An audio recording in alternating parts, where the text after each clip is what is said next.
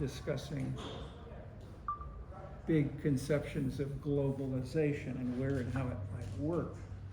And the instead of just looking for markets and not what we see with empires, most dramatically illustrated by Genghis Khan, and the alternative version of that was the British colonial empire based on the Navy, the British Navy, reaching to India and Australia, US in between.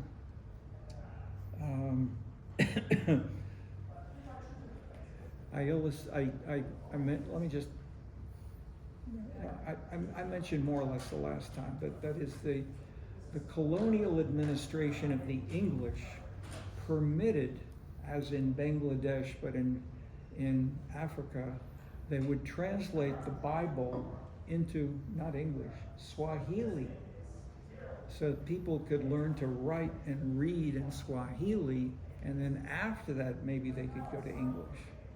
So the point is that conception of using the local language and the local mores of lifestyle, but teaching people to become literate, to read, to write, to talk in ways that they could communicate, fostered the beginnings of egalitarianism and democracy, which the other colonial empires in Africa did not.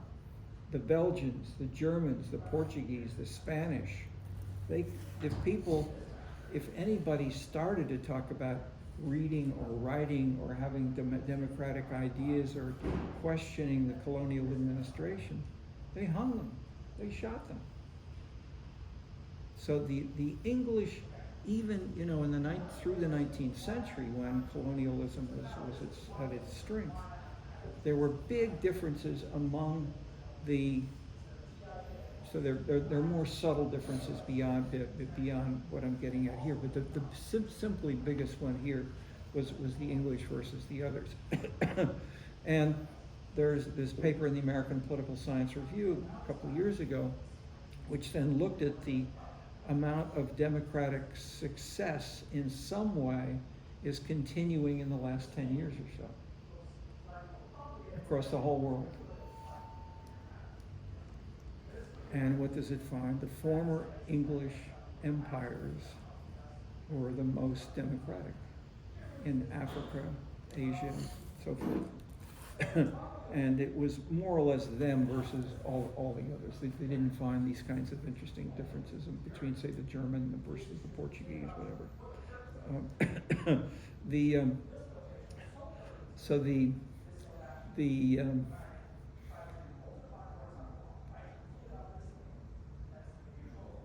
In this sense, where and what did globalization in these different meanings meant was very different between being in South Africa or India versus being in Latin America in between, or being in China or Russia. So in Chicago, for instance, the Polish peasants were used to the Tsar. They were expected to be hung if they said the wrong thing, whatever. Whereas the Irish, under the English administration, they knew how to organize against the English. So we have ethnic differences spawning these colonial differences outside prior to coming to the U.S. When they come into Australia or Canada or the U.S., these kinds of layerings of culture and values combine. So it's not simply laws, it's not simply pointing of a gun and military clear use of violence and force, but also the values underneath, and which connect with these kinds of things. This is what is the main point of this section. Of globalization, the emergence and diffusion of distinct democratic cultures and institutions. Distinct cultures and democratic cultures. And so this is most explicit in the writings of Elazar. The other two readings are Lipset and Engelhardt get at different aspects of this, but they're not as sensitive about these kinds of concerns. Any problems with? You think you have Lipset there? Okay. Now, you don't need to start it now, but do you have it so it does it let the beginning run for you and without the well, yeah, and yeah, just make sure that the sound works. For some reason, my sound didn't work in my office, so maybe check that in advance. That's all.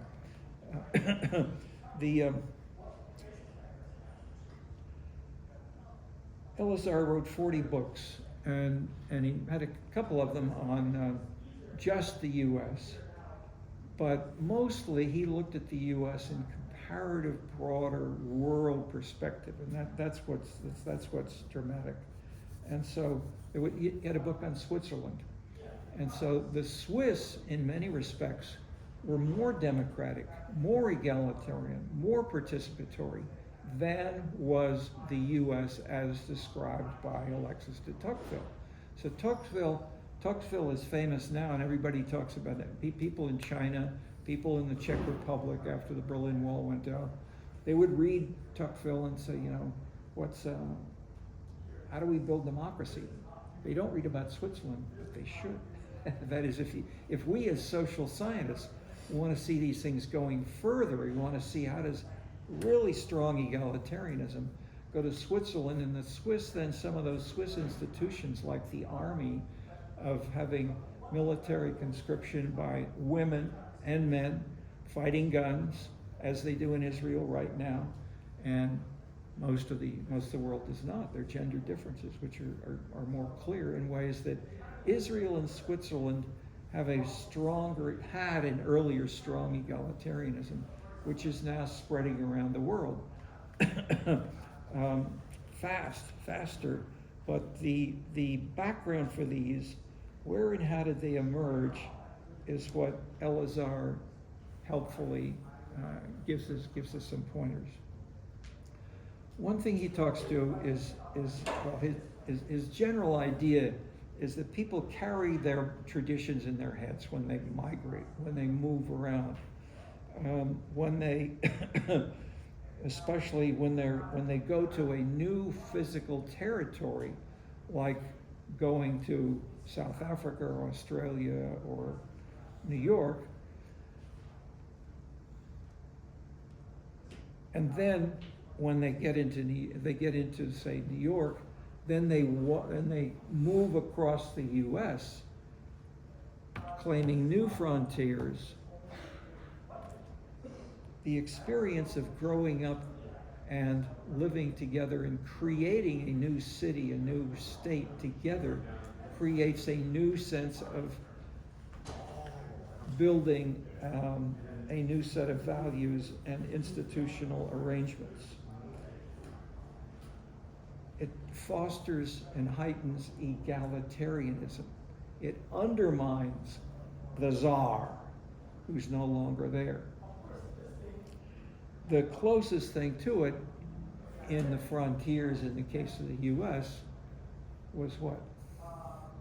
Where is an element of the czars at the frontier? The border. A little louder? The border. The border with Mexico. Yeah. Yes, that's one powerful example. That is in a sense it's the whole Latin American and what were some of the institutions from let's say Latin America, including Mexico, is a little different, but that is in the 20th century.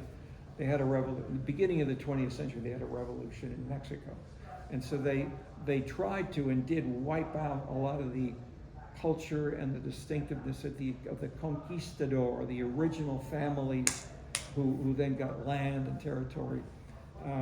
But by contrast, in Colombia, those families are still known and represented within the Bogota City Council.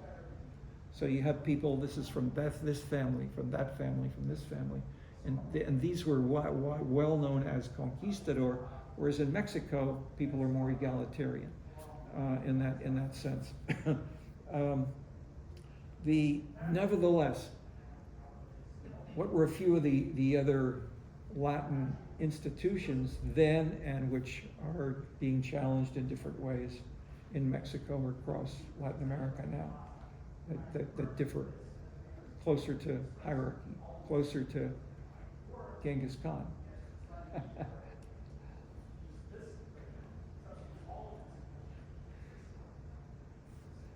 The conquistador were, soldiers, and they fought and they killed a number of the locals, Indians, so-called, whatever, and they were treated in many countries as ethnic and racially inferior. The most simple and dramatic example, even within Mexico, which had become more egalitarian that is certain. Lipset, whose name is in the next section, Lipset worked with the president of Brazil, and they did surveys of university students in these countries: Colombia, Argentina, Brazil, Chile, Puerto Rico, Mexico, maybe one or two others, but basically they found striking differences from country to country. I should say striking, medium differences. At least but the two extremes were Colombia versus Mexico, with Puerto Rico, with being the more Western individualistic, and the furthest from the original Latin institutions, which were the military, which dominated, which killed people, and so forth, and the church. And the church and the priests were given land, a certain number of slaves who would work the land, and the ability to construct a hacienda. In English, or in England, the closer, sharper version would have been called the manor, or the manor house. So the physical institution, or physical institution of the house, was seen as sort of the hierarchy of authority within in this case, as I mentioned, included slaves. And not only did they work the land, they couldn't vote, they couldn't participate, and they were not given any sense of democracy or discussing rules of the game. So if we're thinking of data, as we talked about moralism, as people this coming week, people from the Northwestern Business School are trying to measure moralism in words from the internet. Okay, what words could be spoken by Indians versus non-Indians in Mexico? This was 20 to 30 years ago. Recently, there were those certain regions where you had stronger presence of the Indians. They Mexican Indians, some of them would start to talk about democracy or participation or a new candidate to run to something of that sort. And what did the Mexican leadership do? Send in the military and shoot everybody. They killed them just like that. Same as in the non-English countries of Africa. It's the Tsar. That is, it's Genghis Khan. People, remember, what did Genghis Khan? You kill off everybody in Beijing, kill off everybody in Russia, in the capital city, at least the most important city, even though it was not administered as a capital. It was still the biggest city and most important at the time.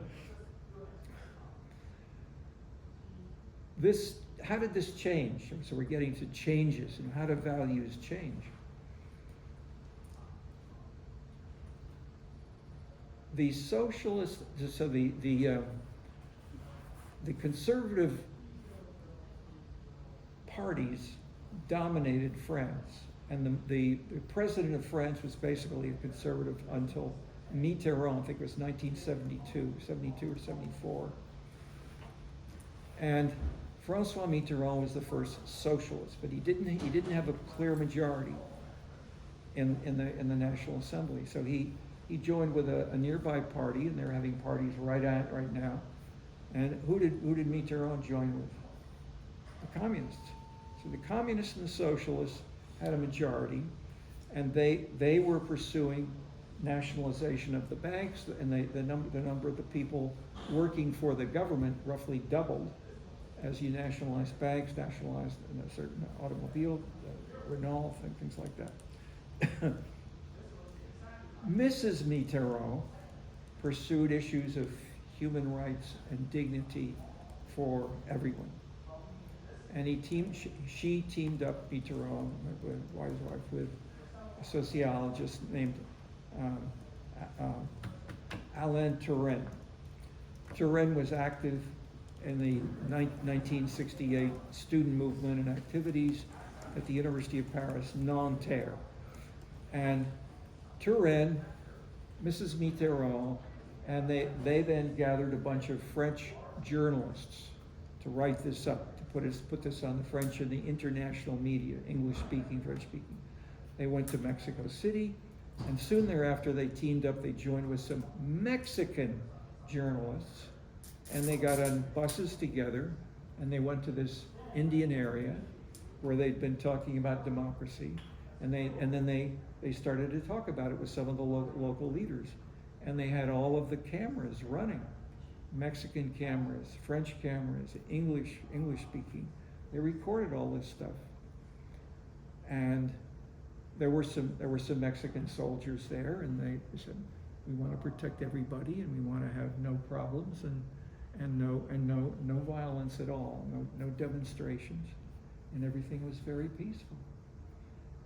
And today, what do they have in Mexico? They have things like affirmative action, strong affirmative action. The Indians are getting much more nice treatment than average Mexicans. They have not only the vote, they get lots more money, lots more places in universities and the like than people who are not. So that is, drastic changes can occur in values and in norms and rules of the game. Of egalitarianism can spread, even though it was not that is in some respects. Remember, right at the beginning of the video on Genghis Khan, his army was dominated by him right at the top. He chose the people right at the top. But the people at the bottom, they were like the Greeks. It was a Greek army. They had 10 men together, all those 10 said, are we going to fight? Are we going to go around? Are we going to, will we shoot? We're going to fight with these physical, or we're going to hide in the woods, in a combination. They voted. That is, it was a very egalitarian at the bottom of Genghis. So even their Genghis Khan had elements of egalitarianism that, and as you saw as well, they didn't kill everybody in Beijing. They kept the teachers, they kept the engineers, they took the people who were articulate, the people who could help them make gunpowder and things of that sort. And they got better and better by taking the best Chinese prowess for military purposes, etc. Okay, so the point I'm making is look not only at the guns, but also look at the values and how the values can change. And I give you one flag. I give you this one example of Mexico that could shift from a hierarchy to an egalitarian lifestyle very, very fast. Illustrating the bigger theory and the many books writing about this from Daniel Elazar. One thing which he did specify, which was a legal institutional document, which he would look at in looking at a lot of these things around the world, nevertheless, he wouldn't just look at do they vote or not. He would look at whether or not God was connected to the words. That is the moralism of the Bible, the moralism of the Torah, the Old Testament. The moralism was strong and visible for Plymouth, Massachusetts, in its constitution, in Iceland, in a number of places around the world.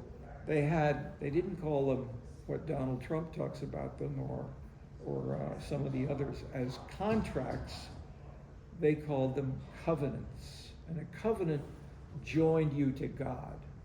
And so in this way, to find those covenants and to look for those is a simple way of looking very visibly and going back 100, 200, 400 years in some of those documents. But more generally, if we have AI, we're taking in the full text, the speeches, the letters which these people may have written, and these which are becoming available, or probably largely available now if you dig. And this is the spirit of what the guys at Northwestern are doing right now. You know, they feed in using AI. They get thousands of words and documents, and they see, hey, where is their moralism that we can measure them, and then we can classify. And this is what Elazar then did personally. He personally visited every county in the U.S., and he looked at not only at the people locally, but he especially looked at the books and the geographical mappings from the linguists, because the accents in the northern and versus southern parts of one county, he could then link this in turn back to people coming from Bohemia, or coming from the Czech Republic, and so forth. And he then coded quantitatively, high to low, every county in the U.S. in terms of his three big types of the New England egalitarian, the Middle Atlantic individualistic entrepreneurial, and the Southern hierarchical slave as the three big types within the U.S. And the point is, they're not just within the U.S., they're around the world. And so the Greeks and the Israelites were the key examples leading in this way to Western civilization. And they also generated monotheism, which he links to the idea of progress, Elazar does. By contrast to cyclical views of history, where there's no progress.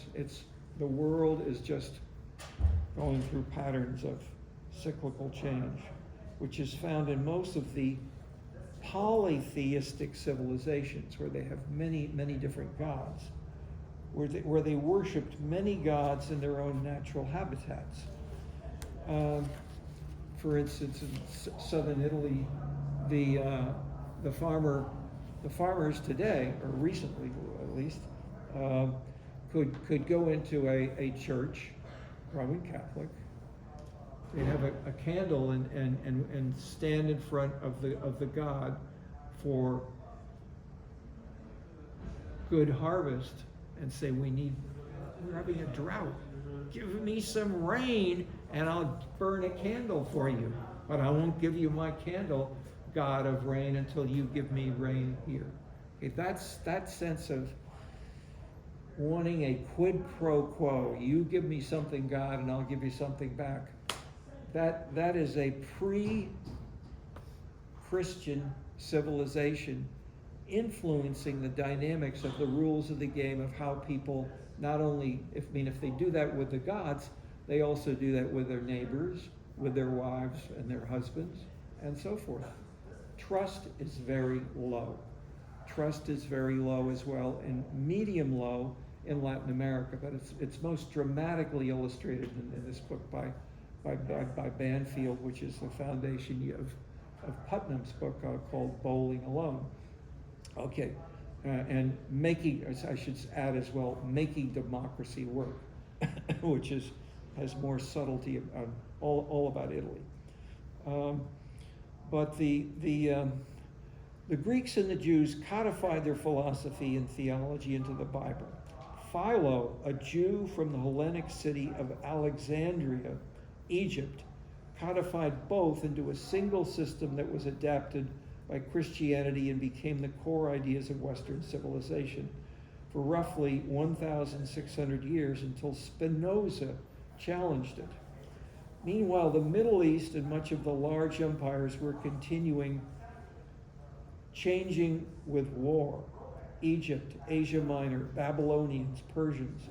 Also in India and China, although their religions and the caste system, especially in India, persisted in most regions. This speaks to the durability of religion as core elements of civilization. Even Daniel Bell stresses the same point in his book entitled Post-Industrial Society. And often he explicitly focuses on technology, but his real units of the basis of what the rules of the game came from religion. The next phase was Martin Luther, who compromised with the political leaders and became the state church in Germany and Scandinavia. In contrast, as I've mentioned last time, of Calvin with his Protestant sects in the Netherlands, England, Switzerland, and they were persecuted politically. Many went to New England, as we discussed, and then the frontier patterns and the covenants continued across the northern part of the U.S. to Seattle, where we featured a little bit with the extreme versions that we saw in a video last week. The similar spirit of the frontier is found in suburbs, exurbs. We're going to leave this dirty city of New York, and we're going to go out to Westchester County, and here we're suburbs. We commute maybe 45 minutes, an hour to Manhattan, to Wall Street.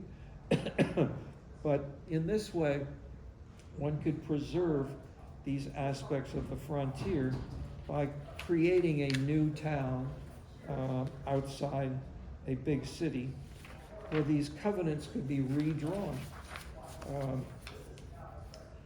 These, in a sense, are the background of the core values that were on page 110, liberal democracy.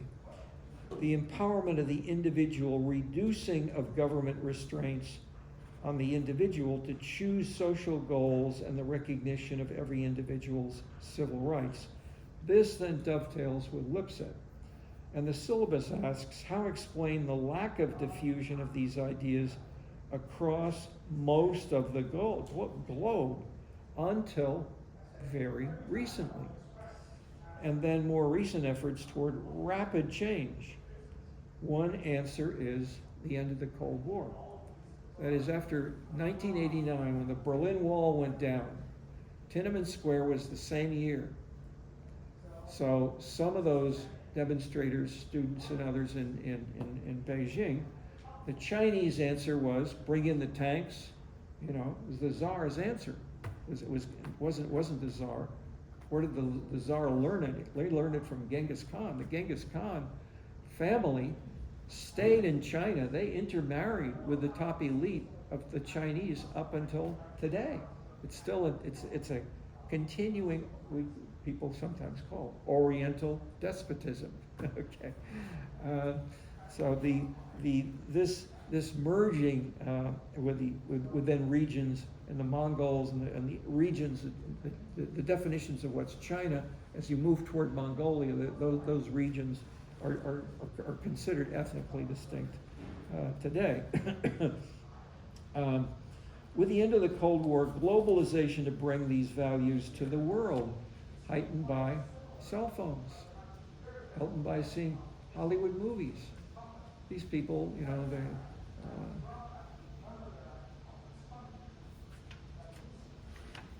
there's I want to was the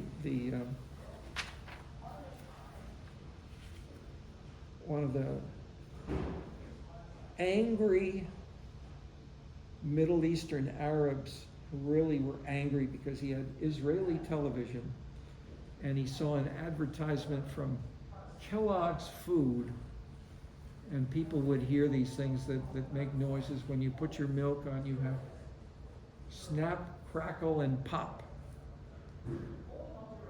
And he couldn't get this to work. They didn't have this. Either they didn't have them, but they didn't have that kind of breakfast food. Okay, that kind of stupid, elementary, trivial sense of globalization through an advertisement for selling food in Michigan can be part of what's behind the Gaza war going on right now.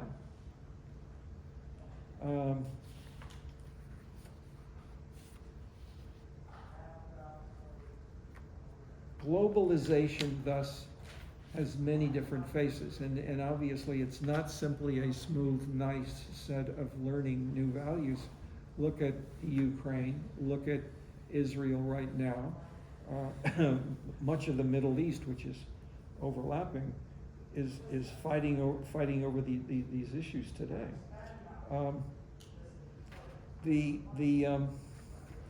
Okay.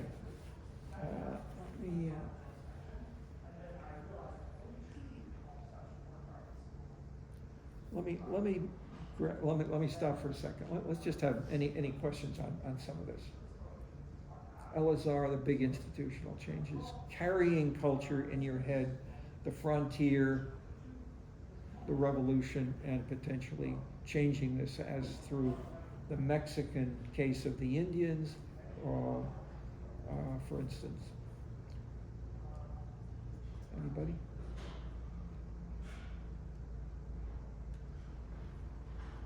Okay, let me slowly move to Lipset.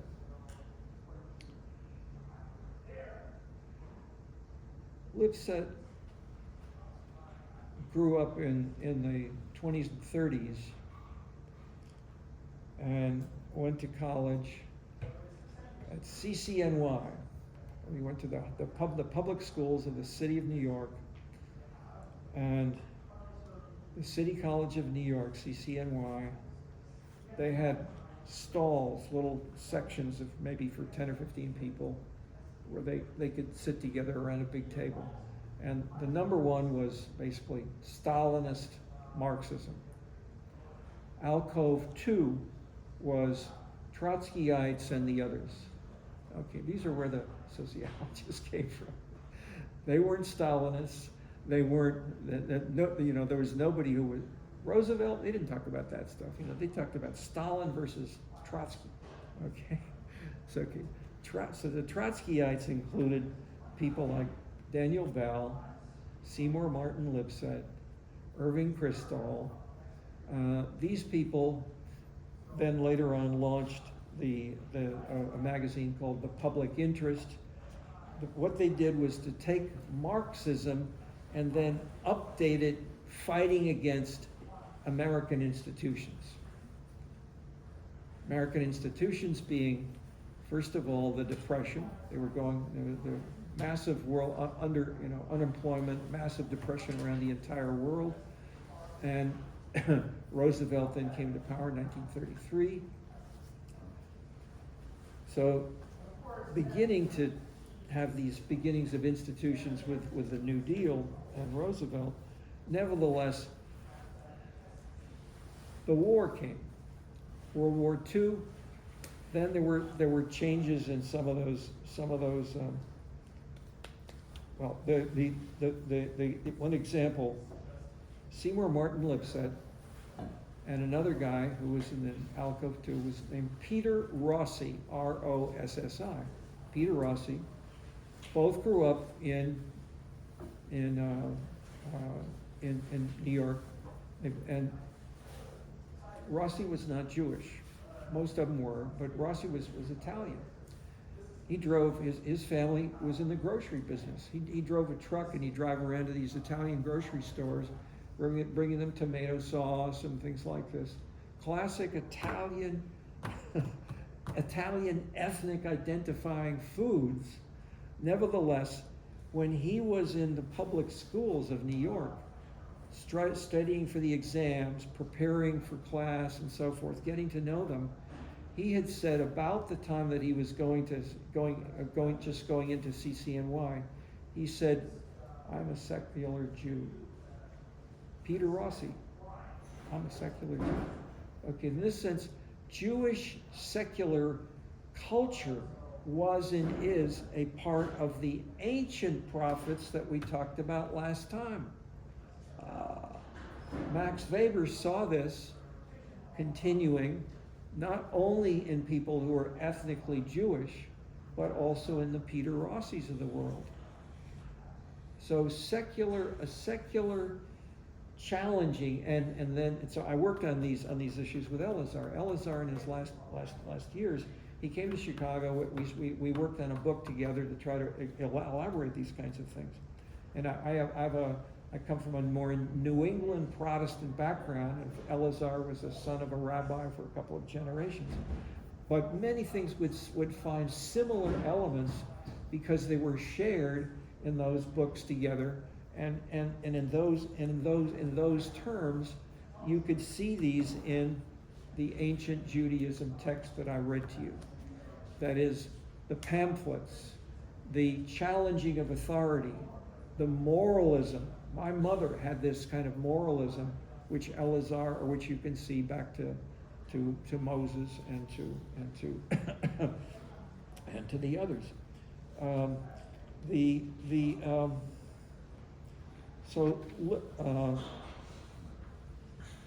There's a great documentary with a little more time and other courses I show is called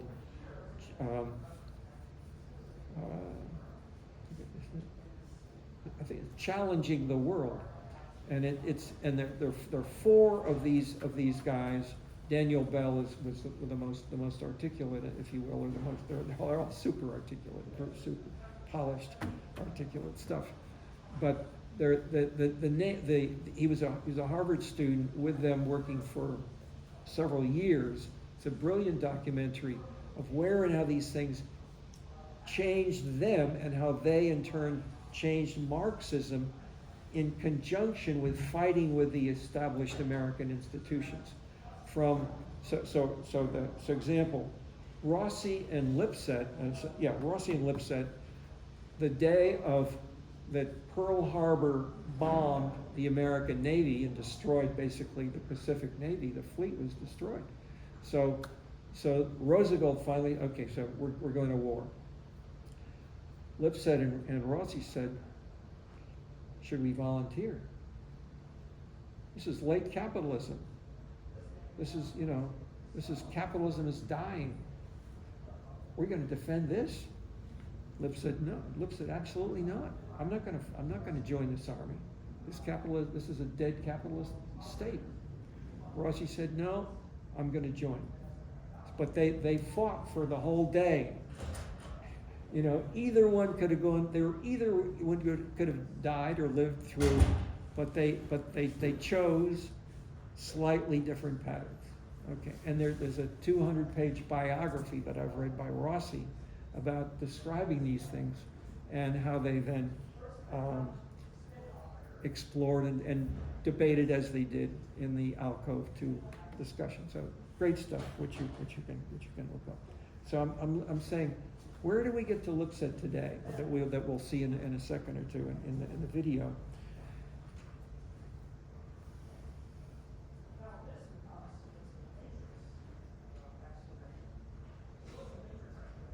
One of his first books was called The First New Nation. And what he looked at was, where and why is America different?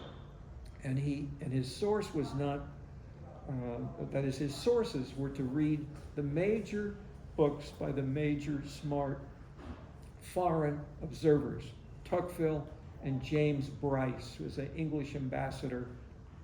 He wrote a number of thoughtful things about what was different in the U.S. and why. A couple of others like that, but he distilled two or three patterns, but one of which was things like entrepreneurship and individualism versus egalitarianism. And each of these are moralistic in the sense they have strong ideologies behind them, and they are conflicting values within the U.S. And so Lipset was sensitive enough from these kinds of debates and discussions to articulate them in that early book. But he then looked at these other things, such as he did another book on Canada. He contrasted the differences. What are the differences between, that is, when the American Revolutionary War was going on, what happened with those people who were Tories, people who supported the king, and either for whatever reason. Most of them went north. They went to Canada. And those people who were in Canada who really hated the king, there weren't very many, but a few of them, but others have gone individually since. And we're having battles going on right now within Canada, etc. And of course, within the U.S., we're roughly 50-50 divided. So we got these deep value conflicts right now in the U.S. So we see these things going on. Let's let Lipset have his word. Need to lower the.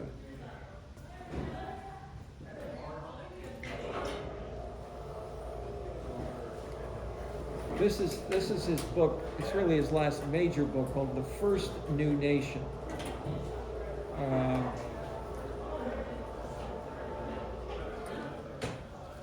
He and I did a paper together called "Our Social Class is Dying," and then we had almost 10 years of conferences on this, because as soon as we published the paper, this led to big battles with people in Berkeley and Oxford, and we had conferences here in Oxford and Berkeley and so forth but yeah, go ahead with us as soon as it's ready to go, please. Yeah, the American Sure. video. I still have no ideas like which one. You say you don't have well, you need a different converter. You don't have a.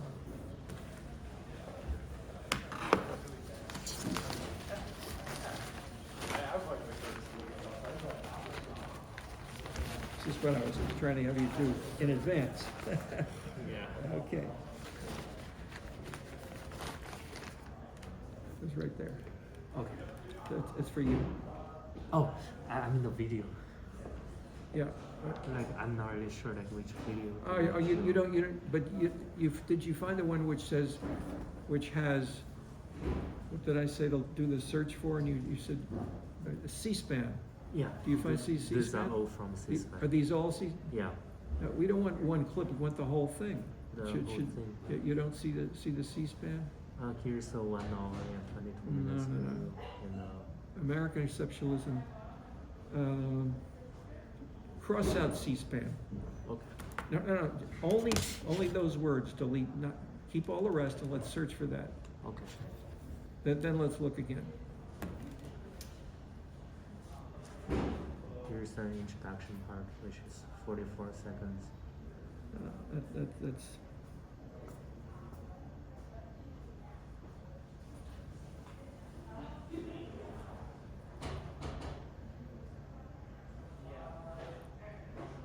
Well, it's like 10 minutes. Let's take that. Sure. Try the 10-minute Okay, version. sure.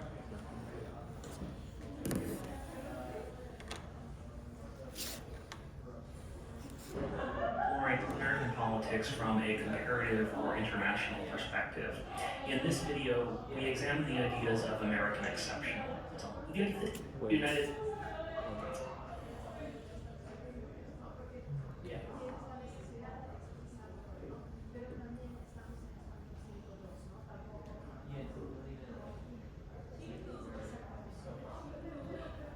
Hey everyone, Noah Zerby here. This is one of a series of videos exploring American politics from a comparative or international perspective. In this video, we examine the ideas of American exceptionalism. The idea that the United States is inherently different from or unique among countries. So this is the way. Run it yourself silently and try to find Lipset talking. Yeah, he's doing the talking for an hour. It's right there. Maybe, well, look at the pictures. There ought to be related pictures down the right hand side. You see a picture of. If you bring it a little closer, if you don't know what Lipset looks like, okay. Sorry. Okay.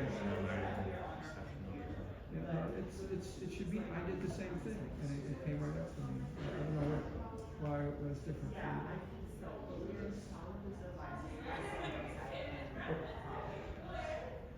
Yeah, back up. Just back up here. Look Hey everyone, Noah Zerbe here. See, look at those other things. Can you bring it a little closer to me if you look? Because I know what it says. Look closer. Just scroll down here. Is this the video you were talking about? This one? Yes, there it is. Can you plug it in? Yeah. That's great. I don't know what the problem was.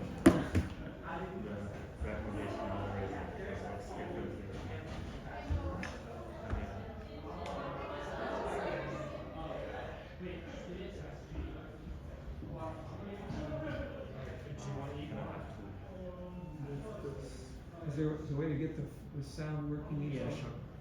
Just a second. There's a way you need. Yeah. Okay.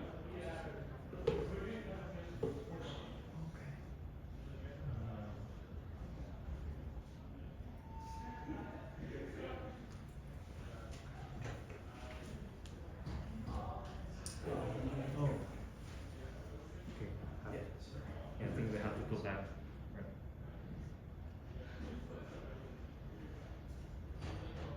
So where's the, Yeah.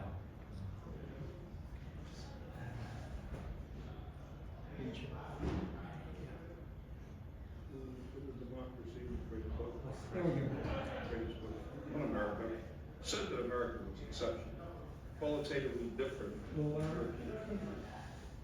But of course, every country is exceptional, some exceptional, different.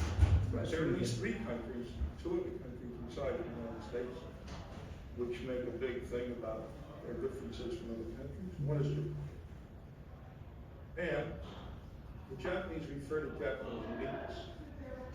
And the word uniqueness in Japanese, I understand, is pronounced something like unique. Guess where it comes from. The Russians, Yeah. to show that they're different, talk now about Russia being special. They have exceptional, unique, and special. I don't want to go into discussion of words and what they mean. I think America was exceptional in those days. At the time, it was the only democratic country in the world. And hence he, looking around the Western countries, could clearly talk about it being exceptional in terms of being democratic. He was, when he came to America in the 1830s, the point of his coming here was to try to find out for himself why the United States was democratic when no other country was at the time, particularly his native country of France, whose revolution, the French Revolution, had not led a democratic way. Well, if one looks at different countries, it's clear that they all vary considerably among each other. In one chapter in the book, I compared the United States and Japan, as Carl Keene has added in the iPod. And I noted, as have many others, that these two are the outliers in industrial society. And the Bowman lab book demonstrates this again in abundant detail. The United States is the most individualistic country among Western countries. Japan is the most group-oriented. The United States is an extremely litigious culture. Japan emphasizes mediation rather than trial. and has many fewer lawyers. The United States, as Tuckville pointed out a century and a half ago, but it's still true today, places less emphasis on status distinctions than do most feudal societies, category which fits most others. Japan is an extremely status-conscious society, emphasizing ranking in the way that people interact with each other, speak to each other, write about each other, and so on. On most factors, the United States differs from Britain and much of Europe the same way it varies from Japan, but usually less so. It has fewer lawyers and a higher crime rate than Britain, which is very different than several years from Japan. There is one major exception, of course, religion, which the United States is an outlier. We are the most religious country in Christendom, except for very few Catholic countries where religion is intertwined with nationalism. In fact, really only one these days. Ireland, Poland has changed its relative position. Japan, of course, isn't going to be fair to include them in this comparison since they're not Christian. But religion in the United States varies strikingly, Christian religion, from those in Europe, a fact which affects many secular traits. Most Americans adhere to denominations which are grouped by the students of religion under the heading of Protestant sectarianism. The vast majority of Americans belong to the Protestant sects, the two biggest groups are the Methodists and Baptists, but which also include numbers of others. Unlike the churches, a term that sociologists of religion prefer to use for the others, which are state-related hierarchical institutions, the sects are not state-related, not hierarchical. The sects emphasize a direct personal relationship to God and morality, and a congregational instruction.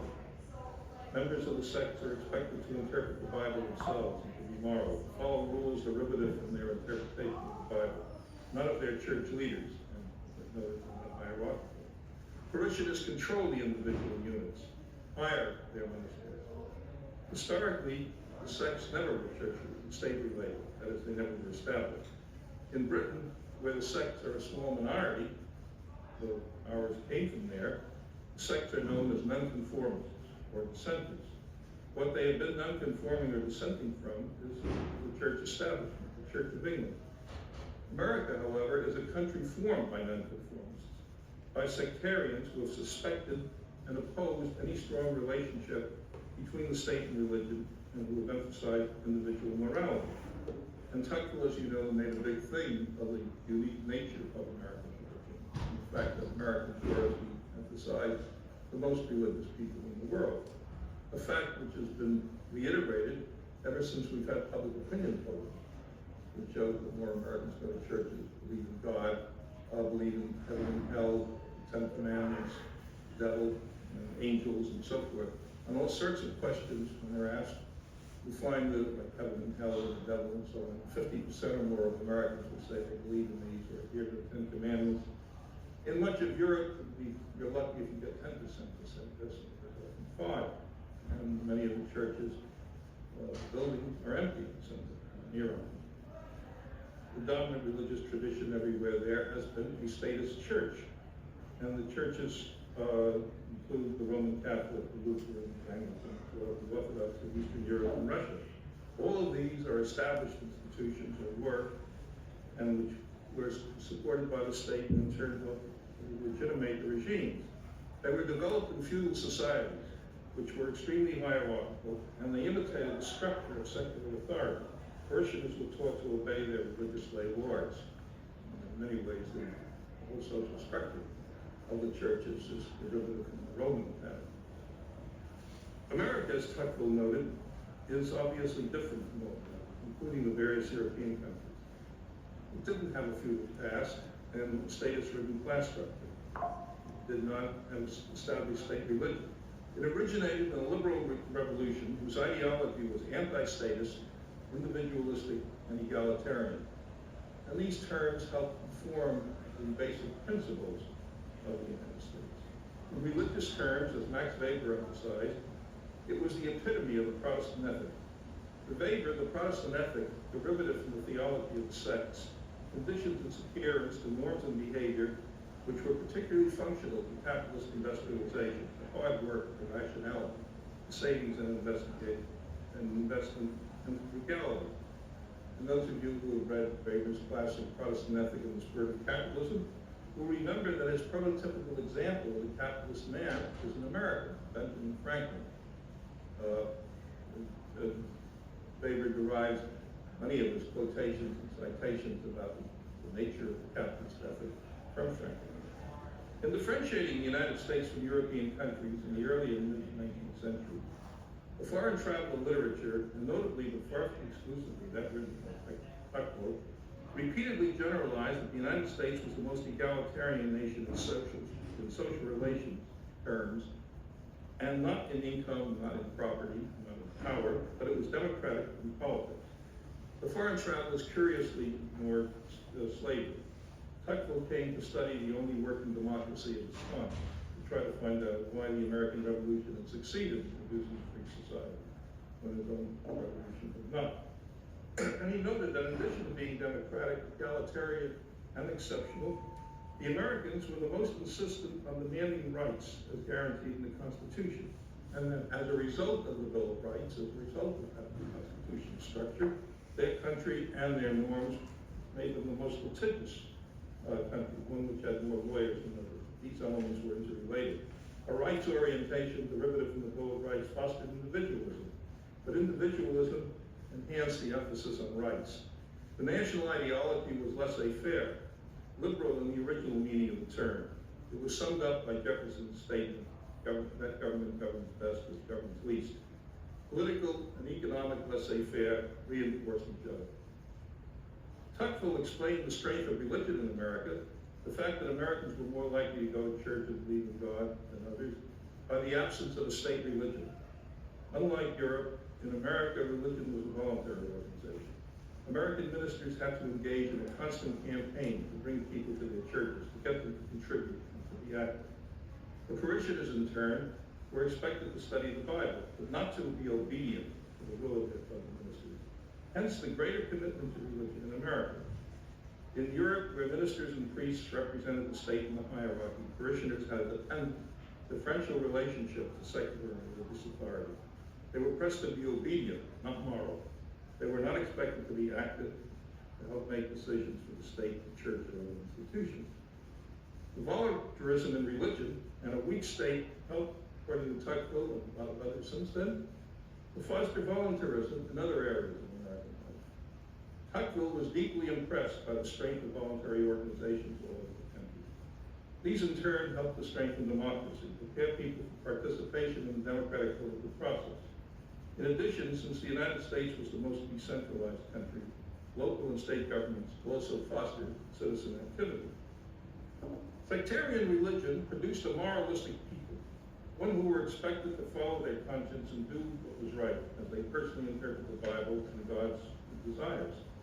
Perhaps the most continuing example of the power of moralism in America, as distinct from religious belief, has been the way we as a people have reacted to war. As far as I know, the United States is the only country which has had a large-scale anti-war movement in every war it has been in, with the one exception of World War II, which began with an attack by a foreign power, Pearl Harbor, thus ending Davis, what was just. From the War of 1812 to the Vietnam War, large minorities of Americans have opposed the conflict, have sought to end it, have refused to go. And a University of Chicago scholar, Saul Tax, in a comparative historical analysis of opposition to American wars, published in 1968, placed the Vietnam War fourth on the list. That is, he estimated that there were 3 wars which had greater organized opposition to them. Conscientious objection on a massive scale has been an almost uniquely American form of behavior. You'll find it in Britain, Canada, and other countries, but on a much smaller scale, and in large part, I think, because the Protestant sectors. The moralism is, of course, not only expressed in anti-war activity. Support for war is also moral, as well as patriotic behavior.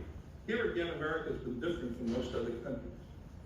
The United States is the only country that has insisted on unconditional surrender of the enemy in a number of wars.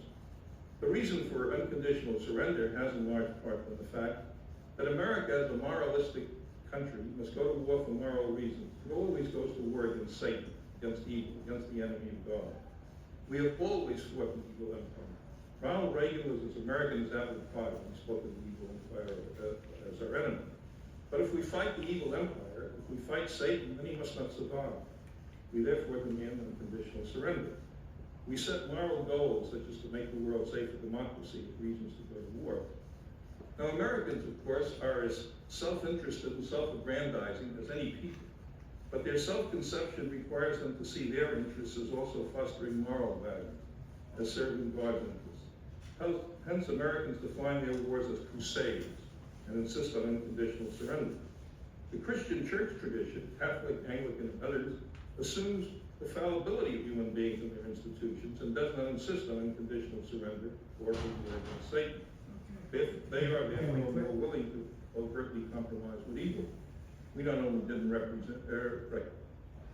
Okay. Questions, comments on any of this?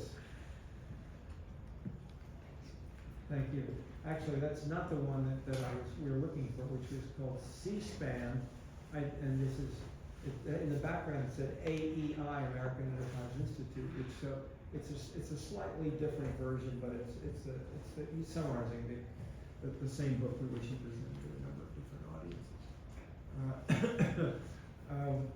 Question, comment? Lucas. Yeah, remind us of your name. My name is Lucas. Lukas. Lucas, okay. Yeah, but it's with a K, so it's different. Okay. So, how do you think like American exceptionalism has changed over time? Because Lipset is focused like on like religion in that speech. So they say that like China is going to be the most like Christian nation like by like 2060. So like, do you think like America is becoming less distinct?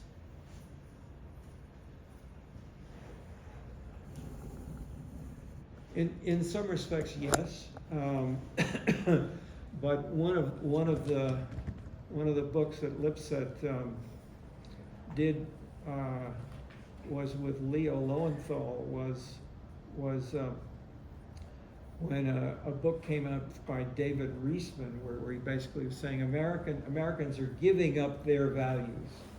Those values which are defined as distinctive, as Lipset has talked about, was destroyed by the big corporation, General Motors, AT&T, and so forth. And as people moved into these big organizations, the organization man dressed with clothes that were similar. They didn't fight. They were challenged. They had a business school style, and this in turn was leading to fundamental value changes. Okay, that was Reisman's argument.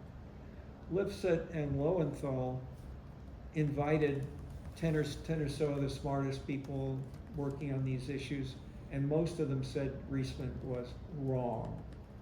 The main values are the same right now, and that the specific norms, so the big point I'm making here is the contrast between the basic values like egalitarianism, individualism, and so forth that Lipset is talking about, and the specific norms such as don't cross the street if the light is red.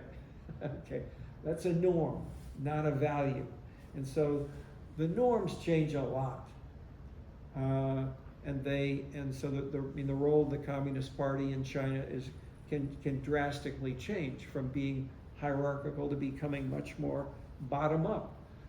Even within the Communist Party, or let's say within Chicago, the Democratic Party machine went through drastic rules of the game. So if we're trying to build AI and try to get a sense of what are the rules, how do we build a model in the sense of which variables are independent and which are dependent, we need to have the variables that are necessary to build a model and these things ought to include basic values as well as some norms, but not to confuse the two, or just indicators such as having parks.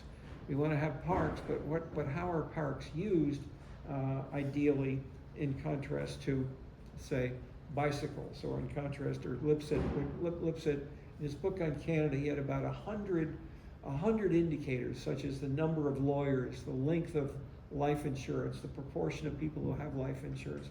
Canadians have got a lot of life insurance, so forth. Americans don't.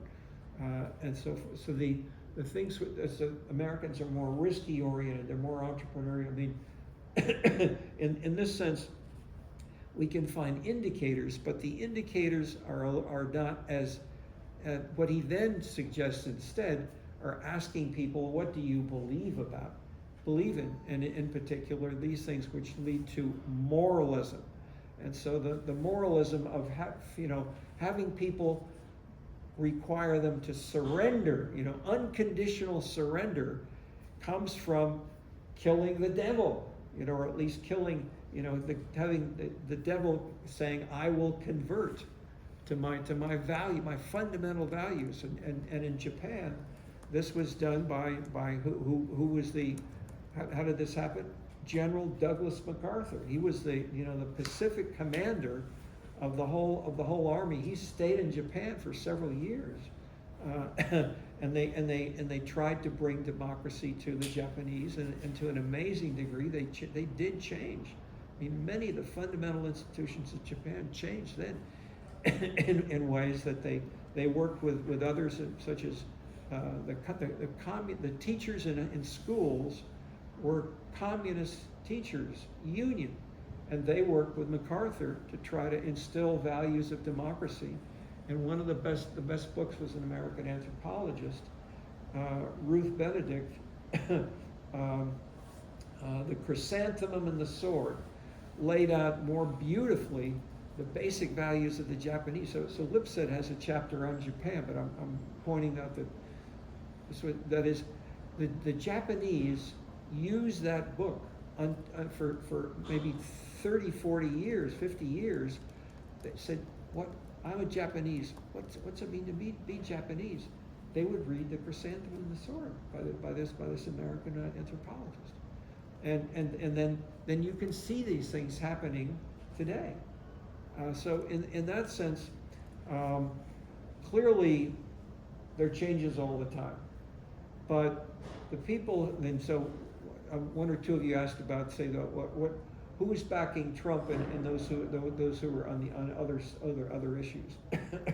My suggestion is very few people have really probably changed basic values at all.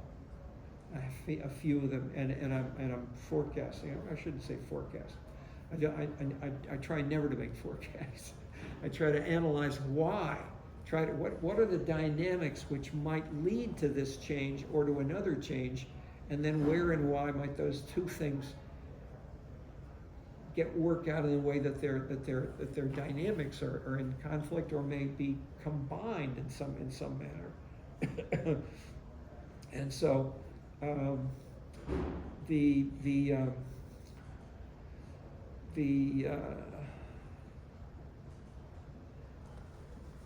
what we will see through the rest of the course is another way to answer this, perhaps more seriously, is that you will find and we deliberately look for disagreements in each of the sections of the course, but you can see how as we proceed, it's not as if its values are something else, which would be a sort of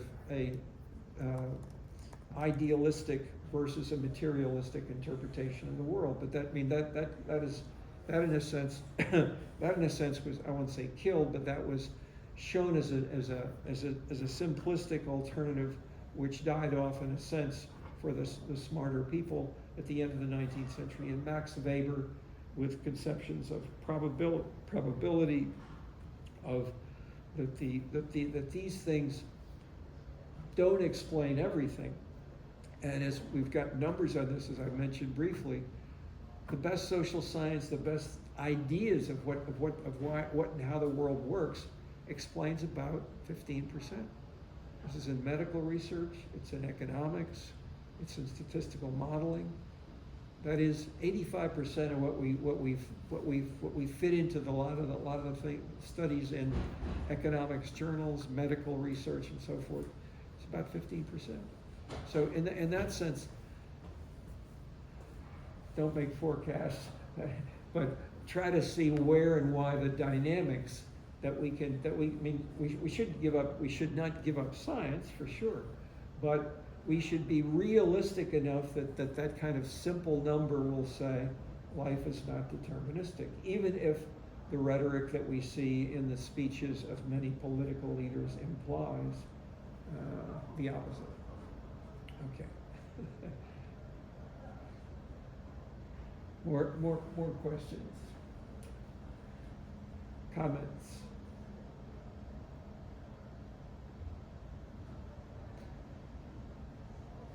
Any idea about how to link any of this to AI and to the use of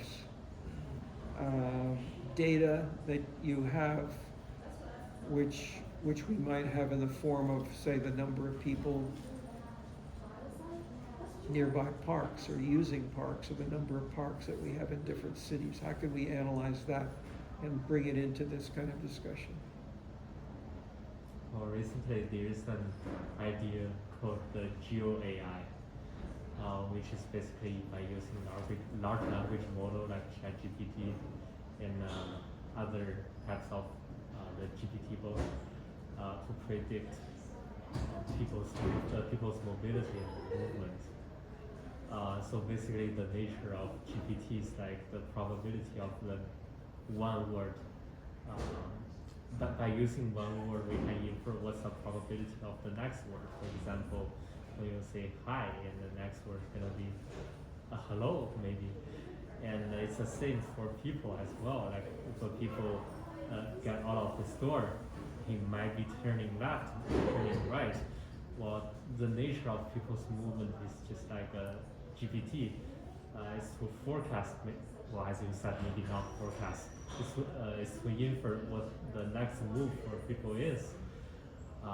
So in this case, maybe we can somehow, it's not maybe, a lot of people right now are using the GeoAI thing to predict a large scale of the social movement and mobility. Where and how do such people include goals which are in their heads? That is, how do we bring in Lipset and Elazar to that? There's a paper by James Evans on social class and how the concept of social class has changed as a way, that is, how could that be used to combine with going left or right as they go out of the door? That is, in a sense, I mean, you have to go left or right, but once you go out of Cobb Hall, where do they go into different directions? I mean, that is, what might be anything that would build a model that goes beyond the first door? Or for instance, if we had, well, we have the physical sciences were this way, and the social sciences were there, and the humanities were there. If we see people's steps going into those geographic sort of directions, then at least we can think of types of courses if the students are going in the directions of those big divisions of knowledge. I mean, this is pretty crude, but at least it's a simple way of saying that we can join what's in people's heads, and culture as a concept and values can be connected to where people walk and where they where in with the okay, I won't say anymore. Good start. Let's continue next week. Yeah, we have. I think we have a Monday review session, and Wednesday is the midterm exam. I think that's next week, isn't it? Okay, very good.